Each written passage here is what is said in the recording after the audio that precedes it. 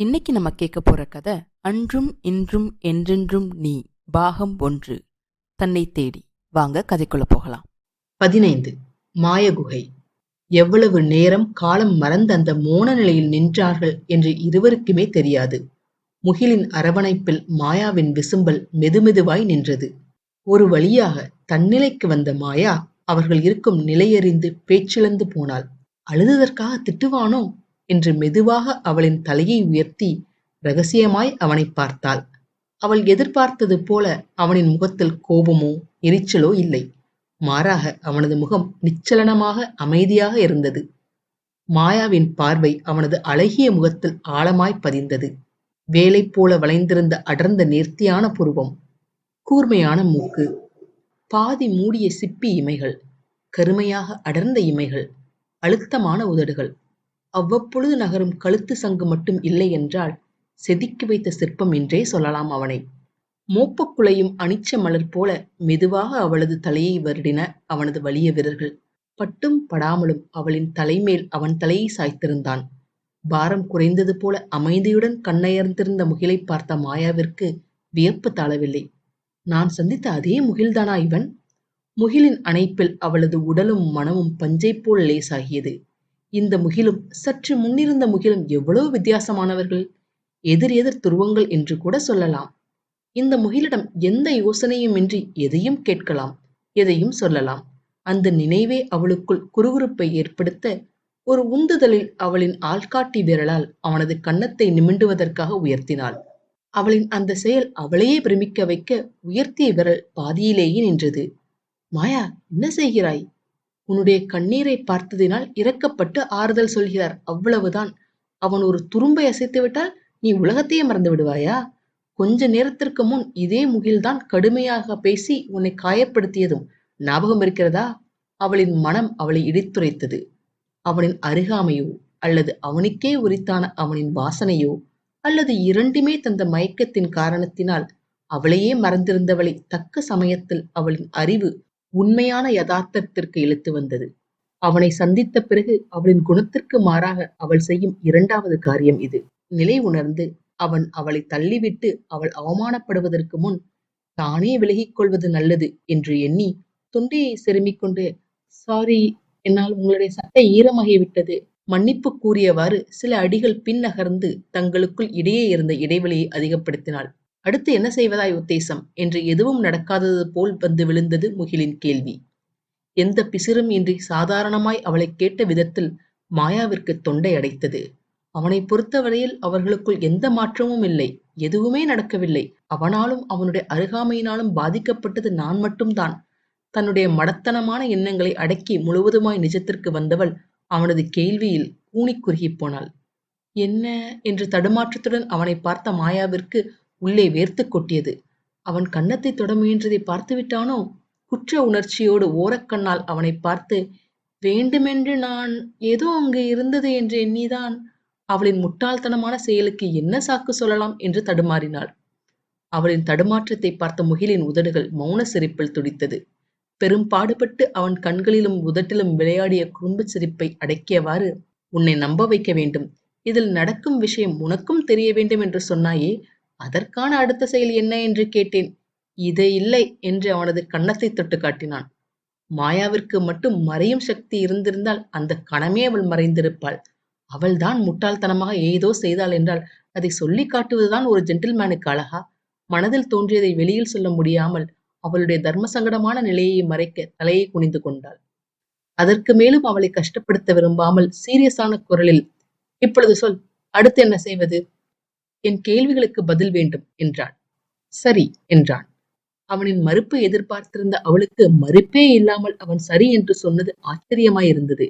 அப்படியென்றால் என்னுடைய கேள்விகளுக்கு பதில் சொல்லப் போகிறீர்களா? உற்சாகத்தில் கண்கள் மின்ன ஆர்வத்துடன் அவனை கேட்டாள்.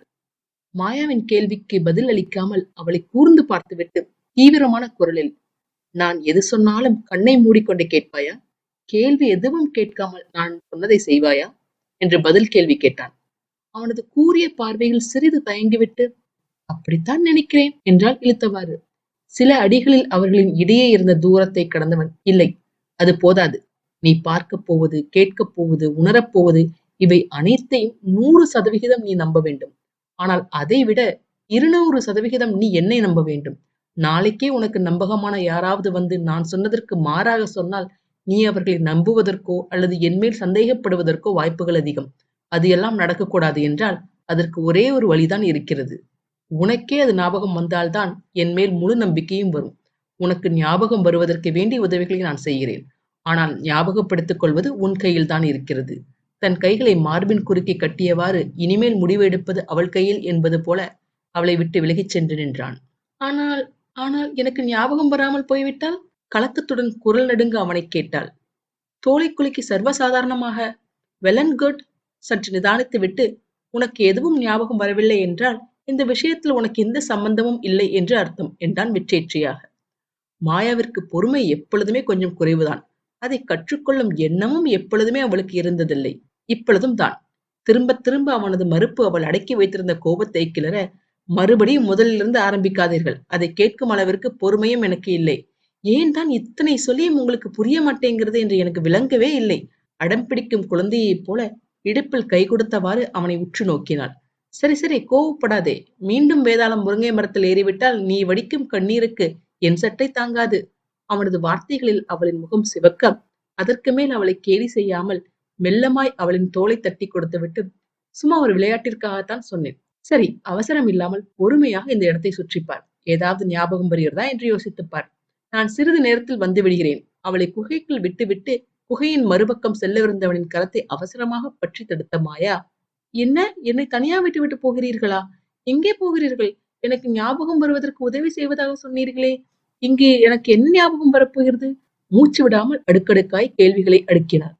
மெதுவாக அவள் பற்றியிருந்த தன் கரத்தை அவளிடமிருந்து விலக்கிக் கொண்டு அவனின் இரு கரத்தால் அவளின் தோலை பற்றி அந்த குகையின் நடுவே இருந்த கல்மேடையை நோக்கி திருப்பினான். இந்த குகை உனக்கு ஞாபகம் இருக்கிறதல்லவா? மருண்ட விழிகளுடன் அப்பாவியாய் ஆம் என்பது போல் அவள் தலையசைத்தாள். அவளின் முகத்தை கண்ட முகிலின் கண்கள் மென்மையாகின. இங்குதான் நீ சற்றும் எதிர்பாராத ஒரு அறிவிப்பை கேட்டாய். உன்னுடைய நினைவுகளை ஞாபகப்படுத்துவதற்கு இந்த இடத்தை விட சிறந்த இடம் வேறு ஏதாவது இருக்க முடியுமா என்றான் கண்களில் குறும்பு மின்ன. அவனுடைய வார்த்தையை அவள் ஒத்துக்கொண்டாலும் அந்த வெற்றி இடத்தை சுற்றி பார்த்தவள் ஐயத்துடன், இந்த இடத்தில் அதிகமாய் ஒன்றுமே இல்லையே, ஞாபகப்படுத்துவதற்கென்று ஏதாவது இருக்க வேண்டாமா என்றாள் கேள்வியுடன். ஏமாற்றமாய் அவனை நோக்கியவளுக்கு ஆறுதலாய், உன்னுடைய தேடல் உண்மை என்றால் கடவுளை கூட கண்டுபிடித்து விடலாம். இது வெறும் நினைவுதானே. அதுவும் நீ தேடுவது உன்னுடைய நினைவுகளை. கண்டிப்பாக உன்னால் கண்டுபிடித்து விட முடியும் என்றான் உறுதியாக, அவளுக்கு நம்பிக்கையூட்டும் வகையில். மாயா மறுபடியும் குகையை ஒருமுறை சுற்றி பார்த்து ஏதாவது கதவோ அல்லது வெளியே செல்வதற்கான வழியோ இருக்கிறதா என்று நோட்டம் விட்டுவிட்டு, அப்படி ஒன்றும் அவள் கண்ணுக்கு புலப்படாமல் போகவே குழப்பத்துடன், ஒருவேளை உள்ளே வந்தது போல பாறையை முட்டுவானோ என்று மனதினில் எண்ணிக்கொண்டு முகிலை பார்த்தாள். எப்படி வெளியே போவீர்கள்? வெளியேறுவதற்கு வழி தெரியாமல் உள்ளே இருக்கப் போவதை நினைத்து மாயாவிற்கு மூச்சு முட்டியது. நான் வெளியே வர வேண்டும் என்றால் எப்படி வருவது? நீங்கள் உள்ளே வந்தது போல நானும் பாறையை முட்ட வேண்டுமா? அப்படியென்றால் எங்கே முட்டுவது? ஏதாவது குறிப்பிட்ட இடம் இருக்கிறதா என்று கேட்டுக்கொண்டே அந்த குகைக்குள் ஏதாவது விரிசலோ அல்லது உள்ளே வெளியே என்று ஏதாவது அடையாளம் இருக்குமோ என்று அவளது கருவிழிகள் தேடி அலைந்தன. அப்படி எதுவும் செய்து விடாதே. எந்த இடத்தில் நீ முட்டினாலும் உன் தலைதான் உடையும். உன்னால் வெளியே வர முடியாது. வெளியே வர நீ உள்ளே இருந்து ஏதாவது முயற்சித்தால் பாறை வெடிக்க கூட அபாயம் இருக்கிறது. அதனால் அது போல சிறுபிள்ளைத்தனமாய் எதுவும் செய்து விடாதே. நான் 30 அல்லது 45 நிமிடத்திற்குள் வந்து விடுவேன். அதற்குள் ஏதாவது ஞாபகம் வருகிறதா என்று பார். நான் திரும்பி வந்தவுடன் உனக்கு என்ன நினைவு வந்தது என்பதை சொல்லு என்றான். மறுத்து பேசுவதற்காக மாயா வாய் திறக்கும் முன் முகிலின் வார்த்தைகள் அவளை தடுத்தன. கைக்கடிகாரத்தை திருப்பி பார்த்தவாறே, இப்பொழுது நான் போக வேண்டும். எனக்கு அதிக நேரம் இல்லை. எவ்வளவு சீக்கிரம் என்னால் வர முடியுமோ நான் அவ்வளவு சீக்கிரம் வர முயற்சிக்கிறேன். எதை பற்றியும் கவலைப்படாதே. இது மிகவும் பாதுகாப்பான இடம். எனக்கு தெரியாமல் யாராலும் இங்கே உள்ளே வர முடியாது. யாராலும் உனக்கு இந்த தீங்கும் செய்ய முடியாது. எதை பற்றியும் கவலைப்படாதே. எதை பற்றியும் யோசிக்காமல் உன்னுடைய நினைவுகளை ஞாபகப்படுத்துவதை பத்தி யோசி. நான் சீக்கிரம் வருகிறேன் என்று கூறிவிட்டு அவளுடைய பதிலுக்கு காத்திராமல் மீண்டும் அந்த பாறைக்குள் நுழைந்து அவளின் கண்களின் முன்னே மறைந்து போனான். ஏற்கனவே அவன் பாறைக்குள் நுழைந்ததை அவள் பார்த்திருக்கிறாள் தான். ஆயினும் மறுபடியும் ஆச்சரியத்தில் அவளின் விழிகள் விரிந்தன. முகில் பாறைக்குள் மறைந்த இடத்திற்கு அருகில் சென்றாள் மாயா. அவளின் முட்டியால் அந்த இடத்தை தட்டி பார்த்தாள். உண்மையிலேயே இது பாறைதான். அப்புறம் எப்படி ஏதோ திரைச்சீலைக்குள் போய் வருவது போல் நுழைய முடியும்? முகிலின் அறிவுரையையும் மீறி அந்த பாறைக்குள் நுழைய முயன்றவள் பாறையில் இடித்து தடுமாறினாள்.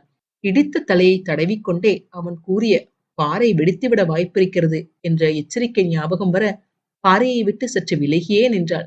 எதை பற்றியும் கவலைப்படாதே என்று மட்டும் சொல்லிவிட்டு போனால் போதுமா? என்னுடைய சாப்பாட்டை பற்றி யோசிக்கவே இல்லையே. இவர் திடீரென்று காலையில் வந்த கலையபுரத்தில் நான் சாப்பிடக் கூட இல்லை. இவ்வளவு நீண்ட ஹைக்கிங்கிற்கு பின் ஒரு சொட்டு தண்ணீர் கூட குடிக்கவில்லை. பசியில் சத்தம் போட்ட அவளின் வயிற்றை பிடித்தவாறு அவளின் எண்ணத்தை சத்தமாக வெளியில் முணுமுணுத்தாள். கிட்டத்தட்ட ஒன்றுமே இல்லாத அந்த குகையை மீண்டும் ஒருமுறை வட்டமிட்டது அவளது கண்கள். ஒன்றுமே இல்லை என்று சொல்ல முடியாதபடி அந்த குகையில் அவள் கண்ட அந்த கல்மேடையும் விளக்கும் இருந்தன. ஒருமுறை மீண்டும் அவளின் விழிகள் வட்டமிட்ட அந்த கல்மேடையின் மேல் அவளது பார்வை விழுந்தது. பார்த்தவளின் கண்கள் ஆச்சரியத்தில் விரிந்தன. இதற்கு முன் இது இங்கு இருந்ததா என்றபடி அந்த கல்மேடையில் திடீரென்று முளைத்திருந்த 2 கிண்ணங்களின் அருகில் சென்றாள். 2 கிண்ணங்களுமே மூடியிருந்தன. ஒரு கணம் தயங்கி அவள் முன்னே இருந்த 2 கிண்ணங்களையும் ஆராய்ந்தாள். ஒன்று அகலமான கிண்ணம், மற்றொன்று கிண்ணம் கழுத்து நீண்டு குறுகிய வாயுடன் இருந்தது. இரண்டுமே அவளுக்கு தெரியாத ஏதோ உலோகத்தால் செய்யப்பட்டிருந்தது. கண்டிப்பாக இரும்பு இல்லை. பார்க்க பளபளப்பாகவும் இல்லை. கவனத்துடன் அகலமாயிருந்த கிண்ணத்தை திறந்தாள். அதன் அருகில் ஒரு கரண்டியும் வைக்கப்பட்டிருந்தது. திறந்து பார்த்தவளுக்கு அவள் கண்களை அவளாலேயே நம்ப முடியவில்லை. கிண்ணம் முழுவதும் சாதம் இருந்தது.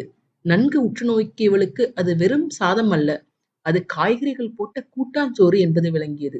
பசி வயிற்றைக் கிள்ள எங்கிருந்து வந்தது என்று தெரியாத உணவை சாப்பிடக்கூடாது என்று அவளின் அறிவின் எச்சரிக்கையை அலட்சியப்படுத்திவிட்டு அங்கிருந்த கரண்டியால் சாதத்திலிருந்து ஒரு பெரிய வாயாய் எடுத்து அவளின் வாய்க்குள் போட்டாள். ஆனந்த கண்ணீர் என்பார்களே, அது மட்டும் விடாத குறைதான் மாயாவிற்கு. வாவ், எவ்வளவு ருசியா இருக்கிறது என்றபடி உண்ண ஆரம்பித்தாள். அவ்வப்போது அவள் உண்ணும் போது வாயில் தட்டுப்பட்ட சிறு சிறு காய்கறிகளும் சிக்கன் துண்டுகளும் அந்த உணவின் ருசியை பன்மடங்காக பெருக்கியது. மிகவும் எளிமையான உணவுதான். ஆனால் சரியான காரமும் உப்பும் சேர்ந்து இருந்ததால் தேவாமிர்தம் போல சுவையாக இருந்தது. சில வினாடிகளில் அந்த கிண்ணத்தை சுத்தமாய் வலித்தெடுத்தவளின் பார்வை அருகில் இருந்த அடுத்த கிண்ணத்திற்கு பாய்ந்தது. அதனுள்ளே தண்ணீர் போன்ற ஏதோ இருந்தது. இந்த முறை எந்த யோசனையுமின்றி அந்த கிண்ணத்தில் இருந்த ஒரு மிடர் விழுங்கினாள். எலும்பிச்சை பழ ஜூஸில் தேனும் கொத்தமல்லியும் கலந்திருந்தது. மேலும் சில மிடறு குடித்த பின் பசியில் உரிமிக் கொண்டிருந்த அவளது வயிறு திருப்தியாக உண்டதில் அமைதியாயிற்று. இது போன்ற ருசியான உணவை பெரிய பெரிய ரெஸ்டாரண்டில் கூட அவள் உண்டதில்லை. அவள் உண்ட உணவு வயிற்றை மட்டும் நிறைக்காமல் அவளது மனதையும் நிறைத்தது. சாப்பிட்டு முடித்தவுடன் எடுத்த இடத்திலேயே 2 கிண்ணங்களையும் வைத்துவிட்டு இமைக்காமல் அவற்றையே பார்த்து கொண்டிருந்தாள் மாயா. வைத்த மறுகணம் அந்த பாத்திரங்கள் அவளின் கண்முன்னே மறைந்து போனதை பார்த்து வியப்பில் வாய் பிளந்து நின்றாள். தன்னை சுற்றி நடக்கும் இந்த விசித்திரமான விஷயங்களைக் கண்டு அவளின் கால்கள் நடுங்கத் தொடங்கின. எங்கே மயங்கி விழுந்து விடுவோமோ என்ற பயத்தில் நடுங்கும் கால்களுக்கு துணையாக கல்பெஞ்சின் மேல் அமர்ந்தாள். ஒருவாறு தன்னை திடப்படுத்திக் கொண்டு அடுத்த வேலைக்கு நகர்ந்தாள்.